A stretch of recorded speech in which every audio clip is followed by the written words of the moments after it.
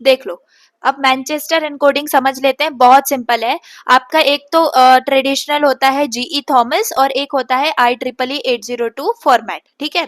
तो इसके अंदर वंस और जीरोस को कैसे रिप्रेजेंट करते हैं ये आपको पता होना चाहिए। तो वंस को कैसे रिप्रेजेंट करते हैं, ऐसे हाई से ये लो जा रहा है, ठीक है। जीरो को रिप्रेजेंट करते हैं, ये 0 से 1 पे जा रहा है। ये समझ में आ गया कि थॉमसन के अकॉर्डिंग 1 कैसे रिप्रेजेंट होता है, स्टार्टिंग में ही आपका ऐसे होता है, मतलब आप इसको Z समझ सकते हो, ठीक है। जीरो के अंदर क्या होता है, उल्टा Z होता है, जिसमें आप नीचे से शुरू करते हो। जीरो मतलब कुछ भी नहीं, तो आप एकदम लो से शुरू करते हो, और थॉमस में आप एकदम ऊपर से शुरू करते हो। अब सिमिलर पैटर्न में अगर मैं बात करूं कि मैं वन को IEEE फॉर्मेट में कैसे दिखाऊंगी, वन को IEEE फॉर्मेट में कुछ भी नहीं, यहाँ पर ये जो है ना आपका, ये जो है ना ये वाला पार्ट जो कि आप जीरो के लिए दिखा रहे थे, है ना, जीरो के लिए दिखा रहे थे, वो ही यहाँ पर आप दिखाते हो 1 के लिए। किसके लिए दिखाते हो, 1 के लिए दिखाते हो, ठीक है। ये थोड़ा नीचे आ गया। यही सेम जो जीरो के लिए आप थॉमस में दिखाते हो, वो आप 1 के लिए IEEE में दिखाते हो, ठीक है। अब सिमिलर पैटर्न में यहाँ पर मैं जीरो के लिए क्या करूंगी, आपका गेस करेक्ट है। आप यहाँ पर जो 1 को दिखाते हो ना, यहाँ पर ये जो आप 1 को दिखाते हो, वो यहाँ पर आप जीरो के लिए दिखाओगे, ठीक है। ये जो है ना, ये आप यहाँ पर जीरो के लिए दिखा रहे होगे। समझ में आ गई बात, दैट्स इट। थोड़ा सा बस इंटर कन्वर्जन है ना, और कुछ भी नहीं करना है। पूरा का पूरा आप कोई भी सीक्वेंस आपको दे दे, आपको सेम एग्जैक्ट चीज फॉलो करनी है। वापस मैं आपको बता देती हूँ, थॉमस के अंदर अगर आपको थॉमस के अकॉर्डिंग मैनचेस्टर एनकोडिंग करनी है, ठीक है, अगर आपको नहीं बोला जाए कि आप अगर आपको डायरेक्टली बोल दिया जाए कि मैनचेस्टर एनकोडिंग करो, तो आप कोई भी कर सकते हो। बाय डिफॉल्ट थॉमस कर सकते हो, चाहो तो IEEE कर सकते हो, मेंशन कर सकते हो चीजें।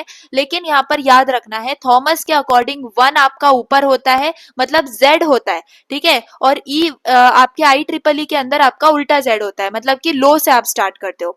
और यहाँ पर जीरो आपका क्या होता है, उल्टा Z, यानी नीचे से आप लो से स्टार्ट करते हो, और यहाँ पर आपका कैपिटल, ठीक है। सो ऐसे आप मैनचेस्टर कोडिंग कर रहे होते हो, मैनचेस्टर एनकोडिंग कर रहे होते हो।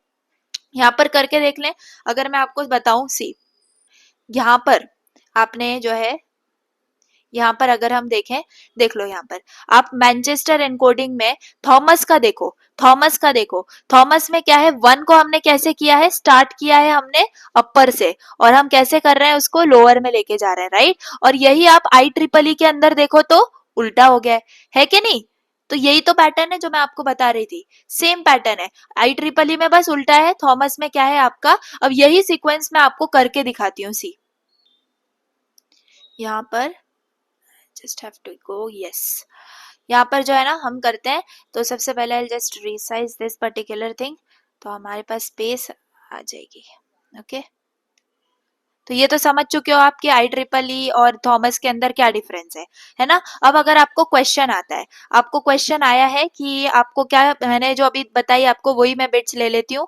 1 0 है आपके पास, फिर 1 0 0 1, पहले इतना करके देख लेते हैं, छोटी सी स्ट्रिंग, फिर बाद में आप जितनी बड़ी चाहो उतनी बड़ी कर सकते हो, ठीक है। तो थॉमस के अकॉर्डिंग करेंगे, थॉमस के अकॉर्डिंग करने के लिए I will just make the lines here. चलो, अब यहाँ पर देख लो, आपको 1 करना है, I am doing according to Thomas. तो 1 को हम कैसे रिप्रेजेंट करेंगे, 1 को हम ऐसे रिप्रेजेंट करेंगे। तो हमारे केस में अगर मैं थॉमस क्रिएट कर रही हूँ यहाँ पे, तो मैं अकॉर्डिंगली कैसे कर सकती हूँ, मैं ऐसे क्रिएट कर सकती हूँ, यस, कर सकती हूँ कि नहीं, वापस से। चलो, यहाँ पर मेरा 1 है, तो मैं 1 को कैसे रिप्रेजेंट कर सकती हूँ, ऐसे रिप्रेजेंट कर सकती हूँ, यस। अब मेरा क्या है, 0, तो मुझे 0 को कैसे रिप्रेजेंट करना है, ऐसे, मतलब कि मैं इसी के अंदर मैं क्या करूंगी, ऐसे रिप्रेजेंट कर दूंगी। अब मेरे पास 1 है, तो वापस मुझे कैसे करना पड़ेगा, मुझे ऐसे करना पड़ेगा, है कि नहीं। अब 0 है, अब वापस से इधर मत देखो, 0 मतलब कि उल्टा Z, और 1 मतलब कि सीधा Z। तो 0 को मुझे उल्टा Z बनाना है, तो मैं उल्टे Z को कैसे बनाऊंगी, ऐसे, ठीक है। अब वापस से 0 है, इसका मतलब वापस से मुझे उल्टा Z बनाना पड़ेगा, तो उल्टा Z बना दो एंड इसको कनेक्ट कर दो, ठीक है। अब 1 मतलब कि सीधा Z, तो सीधा Z आपका बन गया। कितना ज्यादा सिंपल था। तो ये किसके अकॉर्डिंग है गाइस, ये है आपके थॉमस के अकॉर्डिंग। किसके अकॉर्डिंग, थॉमस के अकॉर्डिंग, ठीक है। थॉमस के अकॉर्डिंग ये आपका मैनचेस्टर एनकोडिंग हो गया। अब इसी को हम IEEE के फॉर्मेट से करेंगे, कुछ भी नहीं। अब आपको 1 को उल्टा Z समझना है, 0 को सीधा Z समझना है कि नहीं। तो यहाँ पर देखो, इसको करके देखते हैं, बहुत सिंपल है, just you need to do मतलब उल्टा, ओके। तो यहाँ पर अगर हम देखें 1, ठीक है, तो 1 को मुझे क्या करना है, 1 को मुझे कैसा दिखाना है, सी 1 को मुझे उल्टा z दिखाना है, ठीक है। अब ये उल्टा z, ओके ओके ओके, मेरा 1 जो है वो यस सीधा z है, ये क्या है, ये मेरा s की तरह दिख रहा है, मतलब उल्टा z, ओके। तो यहाँ पर मुझे उल्टा z दिखाना है, तो I will go like this, ठीक है। अब मेरा 0 है, 0 को मुझे सीधा z दिखाना है, तो मैं ऐसे दिखाऊंगी। 1 को मुझे क्या दिखाना है, उल्टा z, तो मैं ऐसे दिखाऊंगी। 0 को मुझे सीधा z दिखाना है, ऐसे दिखाऊंगी। अब मेरे पास, अभी रुको मैं इसको ठीक कर देती हूँ, सीधा z, ओके। अब उसके बाद मेरे पास 0 है, 0 यानी कि सीधा z, ओके। अब इसको कनेक्ट करना मत भूलना, ओके। उसके बाद मेरा 1 है, 1 यानी कि उल्टा z, ठीक है। वापस से बना दू, 1 यानी कि उल्टा z, ओके। ये क्या हो गया आपका, यही आपका मैनचेस्टर एनकोडिंग हो गया IEEE के फॉर्मेट में, IEEE 803.2 के फॉर्मेट में, सॉरी 802.3, ओके 802.3 के फॉर्मेट में। कितना सिंपल था। तो अब कोई भी सीक्वेंस आ जाए, कोई भी सीक्वेंस आ जाए, अभी जो गिवन सीक्वेंस थी ना मैंने जो आपको यहाँ पर दी थी, ये पूरी सीक्वेंस के लिए आप ट्राई कर सकते हो, पूरी सीक्वेंस के लिए ट्राई कर सकते हो, ठीक है। अब आपको कोई भी सीक्वेंस दे दें आप कर सकते हो, तो इसके ऊपर आपको डायरेक्ट क्वेश्चन ऐसा ही आता है। तो आई एम नॉट एक्सपेक्टिंग कि आपको पूरी कैरेक्टरिस्टिक्स वगैरह आएगी, अगर आई भी तो आप यहाँ पर इसको रीड कर सकते हो, ठीक है। तो आई होप ये समझ में आ गया है आपको। Now let us see the advantages and disadvantages. तो यहाँ पर सेल्फ सिंक्रोनाइजिंग कोई डीसी कंपोनेंट नहीं है, तो ये सब आप रीड कर सकते हो। एप्लीकेशंस क्या है, IEEE आपका इथरनेट में यूज होता है ना, इथरनेट के अंदर आपका IEEE यूज होता है। कितना इंटरेस्टिंग चीज आपने सीख ली आज, सी। फिर IEEE 802.5 आपका टोकन रिंग में यूज होता है, ठीक है। अब डिफरेंशियल मैनचेस्टर एनकोडिंग क्या होती है, ये बहुत अच्छे से समझ लेना। डिफरेंशियल मैनचेस्टर एनकोडिंग बहुत सिंपल होती है। अभी अगर आपने मैनचेस्टर एनकोडिंग समझ ली है, तो हम डिफरेंशियल समझते हैं। मैं उसके लिए भी आपके लिए पेज क्रिएट करती हूँ, हम सेम करके देखेंगे। बस थोड़ा सा डिफरेंस है, आपको मैनचेस्टर एनकोडिंग में वंस को और जीरोस को रिप्रेजेंट करने का बस थोड़ा सा डिफरेंस है, वो मैं आपको बताती हूँ। डिफरेंशियल मैनचेस्टर एनकोडिंग के अंदर बस क्या डिफरेंस है, जीरोस और वंस को रिप्रेजेंट करने का फॉर्म थोड़ा सा बदल गया है। आपको यहाँ पे क्या करना है, देखो पहले आपका कैसा था, ऐसा, ठीक है, या फिर ऐसा था, ठीक है। यहाँ पर आपको क्या करना है, इसको एक स्टैंडिंग लाइन और यहाँ पर जोड़ देनी है, इसको H फॉर्मेट बोला जाता है। तो मतलब आपको ऐसे H की तरह इसको दिखाना है ना, H की तरह आपको दिखाना है, मतलब कि 2 स्टैंडिंग लाइंस आपकी आनी ही चाहिए। और क्या है इसके अंदर सीन, मैंने 2 क्यों दिखाए आपको, तो इन दोनों में से कोई भी आप यूज कर सकते हो, लेकिन कंडीशन अप्लाइड, जो कि आपको यहाँ समझ में आ जाएगा।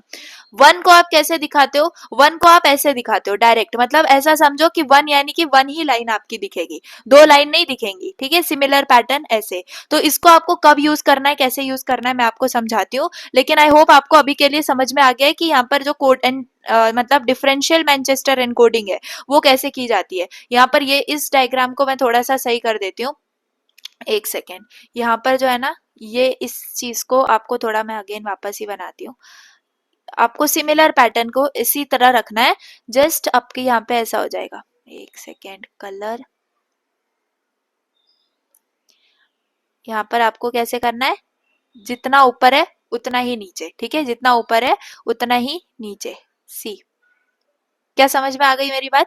तो ये है आपका H पैटर्न जो कि आप यूज करते हो फॉर 0 एंड 1 वाला पैटर्न जो कि आप यूज करते हो। अब इसमें से कोई भी यूज कर सकते हो, ठीक है। तो चलो इसको क्रिएट करते हैं। यहाँ पर आपके पास है 1। अब 1 के लिए आप कोई भी यूज कर लो, इनिशियल आप कोई भी यूज कर सकते हो, बाद के लिए कंडीशन अलग है। तो इनिशियली आप कोई भी यूज कर सकते हो, ठीक है। तो अगर आप देखो, तो अगर सपोज मैं ये फर्स्ट वाली कंडीशन को यूज करना चाहती हूँ, तो मैं क्या करूंगी, यहाँ पर I will create like this, ठीक है। एक second, I will create like this, okay. अब 0 के लिए अब मुझे ये चाहिए या ये चाहिए, तो आपको सोचना पड़ेगा। देखो अगर मैं ये करती हूँ, अगर मैं ये करती हूँ, है ना, ये करती हूँ, तो अब मैं यहाँ पर क्या करूंगी, राइट, यहाँ पर मेरे पास कनेक्शन के लिए ये वैलिड नहीं होगा। लास्ट टाइम हम जो करते थे मैनचेस्टर एनकोडिंग में, वो डायरेक्ट सिंपल एक ही लाइन होती थी, लेकिन यहाँ पर इट इज नॉट पॉसिबल। तो इसके लिए आपको यही वाला कंसीडर करना पड़ेगा। कौन सा वाला आपको कंसीडर करना पड़ेगा, सी, आपको यही वाला कंसीडर करना पड़ेगा, लाइक दिस, ठीक है। समझ में आ गई मेरी बात, हाउ आई डिड, सी। वापस से आई विल डू, एक सेकेंड, वापस से I will do, what you have to do, ये है आपका 1, ठीक है। अब जीरो के लिए आपको क्या करना पड़ेगा, जीरो के लिए आपको या तो ये वाला कंसीडर करना पड़ेगा या ये वाला कंसीडर करना पड़ेगा। तो मैं कौन सा कंसीडर कर रही हूँ, मैं ये वाला कंसीडर कर रही हूँ। तो ये वाले के लिए ऑब्वियसली मेरी एक स्टैंडिंग लाइन है, एक मेरी स्लीपिंग लाइन है, फिर स्टैंडिंग लाइन है, फिर स्लीपिंग लाइन है। ठीक है, तो क्या मैंने यही बना दिया, क्या मैंने यही बना दिया गाइस? यस। ठीक है, तो इसको मैं वापस से क्रिएट करती हूँ। देखो यही वाला है, ये यही वाला है, क्या है, ऐसे। ठीक है, तो ये जीरो। तो अकॉर्डिंग टू कंडीशन आपको करना होगा। अब वन के लिए देखो, अब वन के लिए आप ये वाला लगा सकते हो क्या? नहीं, क्योंकि इसके लिए एक्स्ट्रा अब लग जाएगी, तो आपको एक्स्ट्रा नहीं चाहिए, तो आप यही वाली यूज करोगे, क्योंकि ये स्लीपिंग लाइन से आपकी जो है आपकी हो जा रही है। ठीक है, अब जीरो के लिए देखो, अब जीरो के लिए आपकी ये वाली होगी या ये वाली होगी। ऑब्वियसली यहाँ से ज्वाइन होनी है तो आपकी सेकेंड वाली यूज होगी। ठीक है, सेकेंड वाली आपकी यूज हुई। अब जीरो के लिए आप देखो आपकी कहाँ पर है, ऊपर है, तो ऊपर के लिए कौन सी वाली है, ये वाली है, राइट। तो यहाँ के लिए आप क्या करोगे, यहाँ के लिए आप ऐसे करोगे। ठीक है, लाइक दिस। ओके, अब वन, तो वन के लिए अब फॉर्चुनेटली आपको यही वाली यूज करनी पड़ेगी। ठीक है, तो ये क्या हो गई, आपकी डिफरेंशियल मैनचेस्टर एनकोडिंग होगी। बस यहाँ पर कंडीशन के हिसाब से आपको इन दोनों में से कोई भी यूज करना है। इनिशियल आप दोनों में से कोई भी यूज कर सकते हो, अगर वन है तो मैं इन दोनों में से कोई भी यूज कर सकती हूँ इनिशियली, लेकिन बाद में जो है आपको इसको हिसाब से करना पड़ेगा। ठीक है, तो यहाँ पर आप देख सकते हो, ये वाला एग्जाम्पल आप वेरीफाई कर सकते हो, खुद से ट्राई करना एंड देन वेरीफाई कर लेना। ठीक है, ओके। तो मैनचेस्टर और डिफरेंशियल मैनचेस्टर हमने समझ लिया है बहुत अच्छे से। 100% क्वेश्चन आएगा तो अब आप बहुत इजीली कर पाओगे। ठीक है, इसके एडवांटेज डिसएडवांटेज पढ़ना, वैसे थ्योरी आना बहुत मुश्किल है, लेकिन अगर आई भी तो आपको पता है। कंपैरिजन देख लो, कंपैरिजन में जो जीरो बिट है वो पॉजिटिव टू नेगेटिव जाती है मैनचेस्टर के अंदर, और डिफरेंशियल के अंदर transition at bit start, bit जो स्टार्ट होती है तभी, और बिट वन के लिए नेगेटिव टू पॉजिटिव जाती है, no transition at bit start.